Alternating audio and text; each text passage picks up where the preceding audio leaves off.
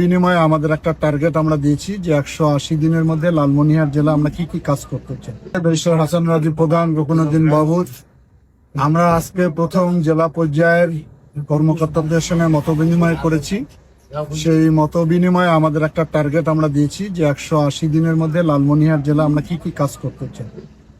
এটা প্রাথমিক আলোচনা হয়েছে। ওনারা ওনাদের পক্ষ থেকে আগামী 28 তারিখের মধ্যে তারা আমাদের কাছে কাগজ উপস্থাপন করবে।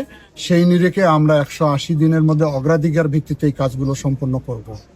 বললামই যে ওনারা এখনো আমাদের কাছে সেই কাগজটা উপস্থাপন করেনি। আমরা চেয়েছি যে সেখান থেকে আমাদের কাছে এই পেপারস গুলো দিলে আমরা তখন এটা বুকলেট আকারে জনগণের সামনে উত্থাপন বলছি। আমাদের আকাঙ্ক্ষাটা বলছি যে আমাদের বুড়িমারি এক্সপ্রেস যাতে বুড়িমারির থেকে চালু হয়, এটি আমরা 180 দিনের মধ্যে অন্তর্ভুক্ত করতে চাচ্ছি।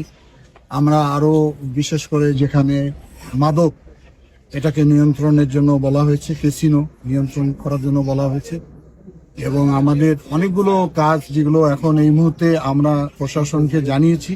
ওনারা রেডি করে দিলে আমরা হয়তো 28 তারিখের পরে বিস্তারিত বলতে পারবো যে আমাদের টার্গেটটা। আর অন্য কাজগুলো যেগুলো আমাদের ইশতেহারে ছিল বা আমরা জনগণকে অর্ডার দিয়েছি, যেমন বিমানবন্দর, 4 লেন, তারপরে আমাদের অর্থনৈতিক জোন, তিস্তা মহাপরিকল্পনা, সেগুলো আমরা কাজ করব। সেগুলো নিয়ে আলোচনা করেছি আমরা। এগুলো স্ব মন্ত্রণালয়ে আমরা যোগাযোগ রাখতেছি। তাদের অগ্রগতির সঙ্গে আমরা যুক্ত থাকবো যাতে কাজটা দ্রুত গতিতে আমরা করতে পারি।